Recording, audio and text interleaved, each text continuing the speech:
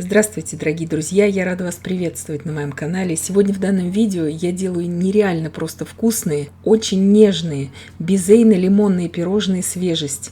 Пирожные, которые тают буквально во рту, с рассыпчатым безе внутри, с нежнейшими лимонными коржами, с лимонно-кокосовым кремом. Пирожные изысканно просто вкусные. Готовятся они несложно, из самых простых и доступных продуктов. И можно сказать, что пирожные получаются бюджетные, без сливок, без сыров дорогостоящих. Итак, снимаю цедру с 2 лимонов. Будем готовить сначала корж. Цедра – это желтая кожица, напоминаю, чтобы не снималась белая кожица, иначе будет горчительной. И также выжимаю сок из этих 2 лимонов. Я говорю о 2 лимонах. Лимоны у меня не маленькие, возможно, вам и 3 понадобится, если у вас такие мелкие лимоны. 8 яиц среднего размера, пакетик ванильного сахара 8 грамм, щепотка соли. Все это взбиваю просто до состояния пены и добавляю туда 400 грамм сахара. Все это взбиваю сейчас с сахаром примерно 4 минуты. Добавляю туда сейчас 240 грамм растительного масла без запаха, 300 мл молока комнатной температуры, 80 мл лимонного сока свежевыжатого. Это как раз, в принципе, сок от тех 2 лимонов, с которых мы снимали цедру. Все просто перемешиваю, ничего уже дальше не взбиваю. Добавляю туда всю цедру, которую мы снимали с лимонов. Также перемешиваю. Просеиваю туда сейчас 440 грамм муки и 15 грамм разрыхлителя.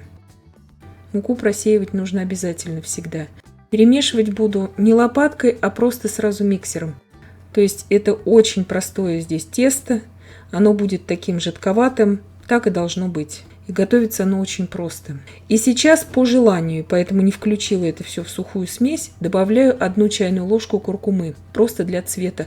На вкус это никак не повлияет. Все это также быстро перемешиваю миксером просто до объединения. Обязательно прохожусь силиконовой лопаткой, чтобы все у меня тесто было равномерным, чтобы нигде цедра у меня не осела внизу. И переливаю уже в форму. Здесь у меня противень 42 на 32 сантиметра. Выпекать буду на среднем уровне, режим вверх-вниз без конвекции, примерно 30 минут. При температуре 170 градусов Цельсия. Духовку, естественно, во время выпечки не открываем. Вот такой корж у меня получился спустя 30 минут. Палочка выходит сухая и чистая. Даю ему сейчас полностью остыть в форме. Разделяю сейчас 6 яиц среднего размера на желтки и белки. Очень аккуратно это делаю. Нам понадобятся и желтки, и белки в этом рецепте. Желтки накрываю крышкой, отставляю пока в сторону. 140 грамм белка отмеряю на весах. Я буду делать безе из этих белков. Все белки я не использую, потому что просто объем моего противня не вместит в себя все это безе. По принципу швейцарской меренги нам понадобится в 2 раза больше сахара, включая уже и ванильный сахар. То есть нам понадобится здесь 140 грамм белка, значит 280 грамм сахара. Сейчас очень важный момент, как только мы добавили сахар в белки, сразу же его перемешиваем, чтобы он у нас не склеивался в белках. Прям сразу нужно перемешивать. Тем временем вода для паровой бани у меня уже закипела. Ставлю сейчас эту миску сразу на эту воду. Дно миски ни в коем случае не должно касаться воды, то есть воды наливаем очень мало. И сейчас я все это нагреваю до растворения сахара. Примерно около 1 минуты мне здесь понадобится для этого. Снимаю сразу с огня, как только сахар растворился, дольше нагревать ничего не нужно. И переливаю в сухую чистую миску. То есть вся посуда для взбивания белков должна быть идеально чистой и полностью обезжиренной. Не должно ни капли воды попасть в эту посуду. И ничего не жду, сразу же начинаю взбивать. Взбивала примерно около 3 минут. Сейчас белковую массу. Добавляю туда 1/4 чайной ложки лимонной кислоты, либо 1 чайную ложку лимонного сока нужно будет добавить, если у вас лимонной кислоты нет. И взбиваю еще примерно 4 минуты. Миксер здесь у меня маломощный, 300 Вт. Вот такая вот пышная меренга должна получиться. Пики у нее подрагивающие, то есть это нормально, это не белковый крем, это так и должно быть. Сразу же ничего не жду, перекладываю все это в кондитерский мешок и буду отсаживать палочки для безе, для начинки наших пирожных. Духовка у меня уже разогрета на 85 градусов Цельсия. Сушить безе я буду достаточно долго, примерно около 3 часов. Это в моей духовке. Возможно, в вашей понадобится меньше. Обязательно сейчас пергамент я вот так приклеиваю также безе, чтобы он у меня уже как бы не двигался, когда я буду отсаживать эти полоски. Можно сушить безе, конечно же, одним коржом, но так гораздо быстрее и проще, когда безе у нас сушится вот такими палочками. Как раз мне хватит этого количества безе для начинки и для украшения моих пирожных. Здесь даже сбоку я немножко отсаживаю, это нормально. Насадка у меня здесь большая, 7 FT, кондитерская насадка. Убираю сейчас сушиться примерно на 3 часа. Духовку во время сушки я не открываю. Средний уровень без конвекции, 85 градусов Цельсия. Безе здесь должно быть полностью просушенным, то есть оно не должно быть влажным внутри. Вот это очень важно для этих пирожных, они должны хрустеть, эти безешки. Сейчас готовим крем. Также цедру снимаю с 2 лимонов. Здесь у меня 260 грамм сахара. Добавляю туда всю цедру, перемешиваю и оставляю сахар с цедрой хотя бы минут на 20, чтобы крем был очень ароматным. Выжимаю сейчас сок из 3 лимонов. Здесь у меня 280 мл воды и 120 мл лимонного сока. Я отмерила на весах.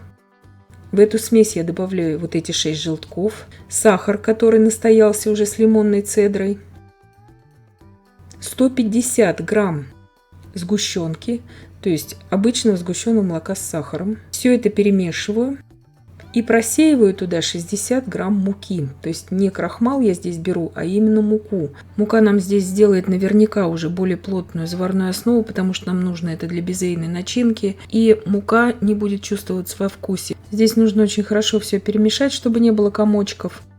Обязательно в кастрюле с толстым дном на умеренном огне при непрерывном помешивании я довожу всю эту смесь до кипения. Как только пойдут первые пузыри, то есть первые признаки кипения, я провариваю еще примерно 20-30 секунд и снимаю всю эту смесь с огня. Заваривается она очень быстро. Как только вы увидите, что она уже у вас загустела, сразу же снимайте, потому что мука начнет пригорать. Добавляю туда сейчас 80 грамм кокосовой стружки и 60 грамм белого шоколада. Еще в очень горячую смесь. Все перемешиваю.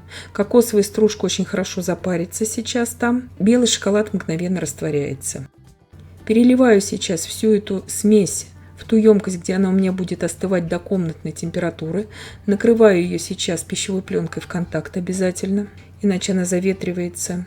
И остужаю до комнатной температуры. Корж у меня очень хорошо остыл, он у меня стабилизировался. Я сейчас обрезаю у него вот эти уголки какие-то неровные. Вы можете этого не делать, я делаю. Нежнейший, очень-очень влажный корж, то есть его можно есть просто как самостоятельный десерт. Разрезаю его сейчас кондитерской струной на 2 тонких коржа. Вы можете ножом разрезать. Все это делается очень просто. Убираю сейчас вот на таких подвижных досках, это очень удобно работать с ними. Выкладываю сразу нижний корж на подложку или на подносе, можете это собирать, как вам нравится. Завершаю приготовление крема. Заварная основа остыла у меня до комнатной температуры. Взбиваю сейчас 600 грамм размягченного сливочного масла до пышности, пару минут. Добавляю туда к маслу по 1 столовой ложке заварной основы. После добавления каждой ложки заварной основы я быстро прорабатываю всю эту массу миксером вместе с маслом, то есть долго здесь я ничего не взбиваю. Крем объединяется очень быстро. Очень важно, чтобы и масло, и заварная основа имели комнатную температуру, ни в коем случае, чтобы они не были холодными. Крем получается очень воздушным, пышным, и такая легкая нотка кокоса будет в этом креме. Вы можете кокос не добавлять, это все на ваше усмотрение. Вы можете просто его лимонным оставить, этот крем. Белый шоколад обязательно добавляйте, потому что он очень облагораживает вкус этого крема. Безе у меня полностью высохло, то есть оно должно хрустеть вот так, то есть оно не должно тянуться ни в коем случае, оно должно быть очень сухим, это безе. Сейчас небольшую порцию крема выкладываю на нижний корж и буквально тонким слоем покрываю нижний корж. Все безе выкладываю на нижний корж. У меня останется как раз безе для украшения. Вы можете не украшать здесь безе, но безе для начинки здесь полностью хватит именно на этот корж. Вот смотрите, кремы я здесь наношу немного, опять же, вот вровень, чтобы просто покрылось безе. И второй корж также выкладываю сразу же на безе. Сразу же покрываю остатками крема, и чуть-чуть у меня там останется для декора. Ножом вот так вот себе размечаю на 24 пирожных. И прорезаю эти пирожные, смотрите, такими как бы пропиливающими движениями кончиком ножа, потому что там безе внутри, чтобы оно не повредилось, делаю именно так. И остатками крема делаю основу как бы для ягод. Украшаю здесь ягодами голубики и такими четвертинками дольки лимона. Посыпаю все это кокосовой стружкой. Вы можете этого не делать. Но вот это сочетание лимон, белый шоколад, кокос, меренга – это идеальное сочетание, очень освежающий десерт получается для летнего периода. Рекомендую его употреблять в холодном виде, то есть чтобы крем полностью застыл. Вот такой прекрасный у него разрез у этого десерта. Пирожные просто бомбические и на вкус, и на вид. Очень-очень ароматные получаются. Для тех, кто любит безейно-лимонные десерты, кто любит меренговые рулеты вот именно с лимонной прослойкой, либо же тарты лимонные с безе, с меренгой. Это идеальный вариант. Тут безе вы можете приготовить заранее, даже за 2 недели заранее. Вы можете заварную основу приготовить заранее, коржи заранее. И потом уже перед подачей все это собрать, у вас будет превосходнейший десерт. С этим кремом безе не растекается, оно не теряет форму. И смотрите, как прекрасно пирожное надламывается вилкой, то есть рассыпчатое безе, видно коржи тонкие, очень красивые, благодаря куркуме, во вкусе никак она не чувствуется, еще раз повторяюсь. Крем нежнейший, обрамляется все нежной кокосовой ноткой, очень такой ненавязчивый. И я надеюсь, что видео было полезным и познавательным. Подписывайтесь на мой канал, ставьте лайки, пишите комментарии. Я всем желаю больших успехов и до встречи в новых видео.